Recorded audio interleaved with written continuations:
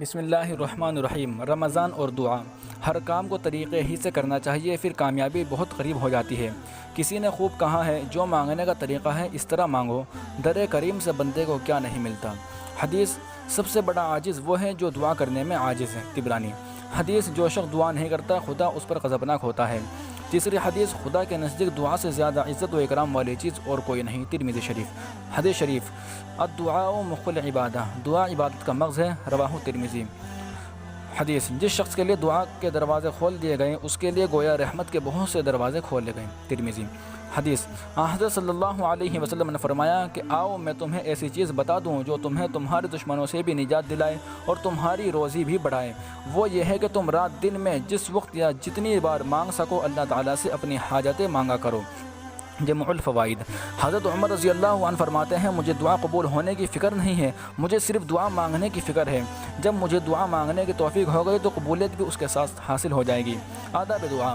Number 1، کھانے پینے، پہننے اور کمانے میں حرام سے بچنا۔ نمبر 2، اخلاص کے ساتھ دعا کرنا، یعنی دل سے یہ سمجھنا کہ سوائے خدا تعالیٰ کے کوئی ہمارا مقصد پورا نہیں کر سکتا۔ الحاکم۔ نمبر 3، دعا سے پہلے کوئی نیک کام کرنا اور بوقت دعا اس کا اس طرح ذکر کرنا کہ یا اللہ میں نے آپ کی رضا کے لیے فلاں عمل کیا ہے، آپ اس کی برکت سے میرا فلاں کام کر دیجیے۔ مسلم وغیرہ۔ نمبر 4، پاک و صاف ہو کر دعا کرنا۔ نمبر 5، وضو کر کے دعا کرنا۔ نمبر 6، دعا کے وقت قبلہ رخ ہونا، صحیح ستہ۔ نمبر 7، دو زانو ہو کر بیٹھنا۔ نمبر 8، دعا کے اول و آخر میں حق تعالیٰ کی حمد و ثنا کرنا۔ نمبر 9، اسی طرح اول و آخر میں نبی کریم صلی اللہ علیہ وسلم پر درود بھیجنا۔ نمبر 10، دعا کے لیے دونوں ہاتھ پھیلانا۔ نمبر 11، دونوں ہاتھ کو مونڈے کے برابر اٹھانا۔ نمبر 12، ادب و تواضع کے ساتھ بیٹھنا۔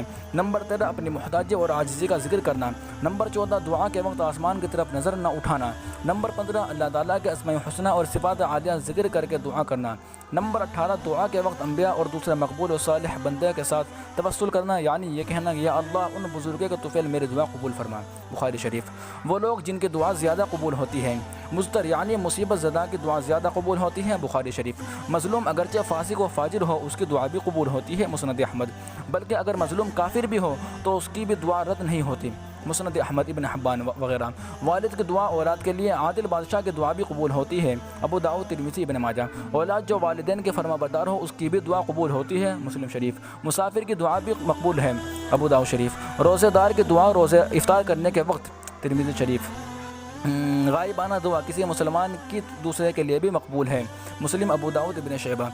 حجاج کی دعا جب تک وہ وطن واپس نہ آئے۔ جمع الفوائد، صفحہ نمبر 9 میں تحریر ہے۔ مزید رمضان کے پوسٹ کے لیے ہمارے یوٹیوب چینل محسن اسلام کو سبسکرائب کیجیے اور فیس بک پر ہمارے پیج محسن اسلام کو لائک اور فالو کیجیے انشاءاللہ، اور آپ کو ضرور فائدہ ہوگا۔ ویڈیو کو شیئر کیجیے، لائک کیجیے، کمنٹ کیجیے۔